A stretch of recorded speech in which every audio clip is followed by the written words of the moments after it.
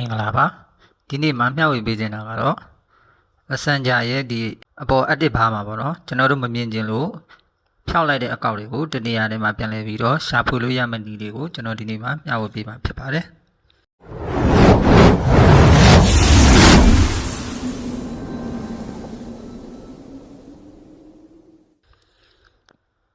ဒီနည်းပညာလေးကိုစတင်ဖို့အတွက်မိတ်ဆွေတွေရဲ့ဖုန်းထဲမှာရှိတဲ့ Messenger ကိုတစ်ချက်နှိပ်ပြီးတော့ဖွင့်လိုက်ပါ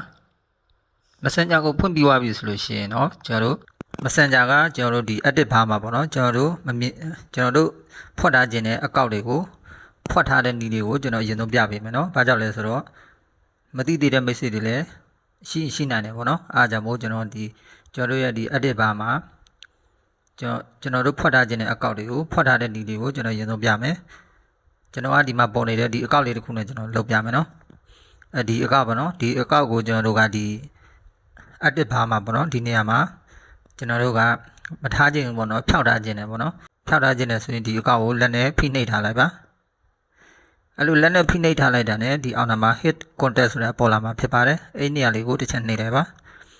ပြီးရင်ဒီ hit ဆိုတဲ့နေရာလေးကိုတစ်ချက်နှိပ်လိုက်ပါဒါဆိုရင်တော့အဲ့ဒီအကောင့်ကဒီအကောင့်တွေကိုမီးစိမ်းလေးနဲ့ပြနေတဲ့ဒီ edit bar ပေါ့နော်အဲ့ edit bar ကနေပြီးတော့လုံးဝပျောက်သွားပြီဖြစ်ပါတယ်ပြီးရင်ဒီအကောင့်တစ်ခုကိုလည်းကျွန်တော်လုပ်ပြမယ်နော်ဒီအကောင့်ကိုဒီအပေါ် edit bar မှာကျွန်တော်တို့ကမြင်ခြင်းပေါ့နော်ဖြောက်ထားခြင်းနဲ့ဆိုရင်သူ့ကိုလက်လေးနဲ့ကြာဖိမယ်ပြီးရင်ဒီကောင်လေးကိုနှိပ်မယ်ပြီးဒီကောင်လေးကိုနှိပ်လိုက်မယ်ဒါဆိုလို့ရှိရင်အဲ့ဒီအကောင့်လည်းဒီအပေါ် edit bar ကနေပြီးတော့ပျောက်သွားပြီဖြစ်ပါတယ်မိတ်ဆွေတို့ကအဲ့လိုမျိုးပေါ့နော်ဒီအကောင့်တွေကိုဖွက်ထားခြင်းတဲ့အကောင့်တွေကိုမိတ်ဆွေတို့ကဖွက်ထားပြီးပြီဆိုလို့ရှိရင်တစ်ချိန်ချိန်ကြာလို့ရှိရင်မိတ်ဆွေတို့ကအဲ့အကောင့်ကိုစပြန်ရေးခြင်းတယ်ပေါ့နော်ပြန်ပြီးတော့ရှာခြင်းတယ်ဆိုလို့ရှိရင်ဘာလုပ်ရမလဲဆိုတော့ဒီအောက်နာကမီနူဘာကိုတစ်ချက်နှိပ်လိုက်ပါပြီးရင်တော့ setting ကိုတစ်ချက်နှိပ်လိုက်ပါပြီးရ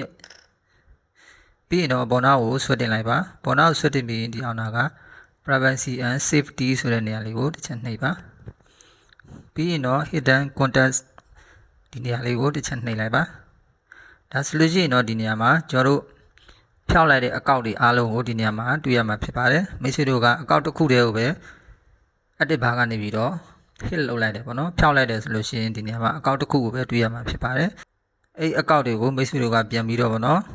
edit bar မှာပြန်ပြီးပေါ်အောင်အရင်အတိုင်းပေါ့နော်ပြန်ပြီးတော့စာရေးလို့ရအောင်ပြုလုပ်ချင်တယ်ဆိုရင်ဒီဘက်ဘေးနာက unhit ဆိုတဲ့နေရာလေးကိုတစ်ချက်နှိပ်ပါပြီးတခြားအကောင့်တွေကိုလည်းမိတ်ဆွေတို့ကပြန်ပြီးတော့ပြန်ဖော်ခြင်းတယ်ပေါ့နော် edit bar မှာပြန်ပေါ်အောင်လုပ်ချင်တယ်ဆိုရင်ဒီကောင်လေးကိုပဲပြန်ပြီးတော့နှိပ်မယ်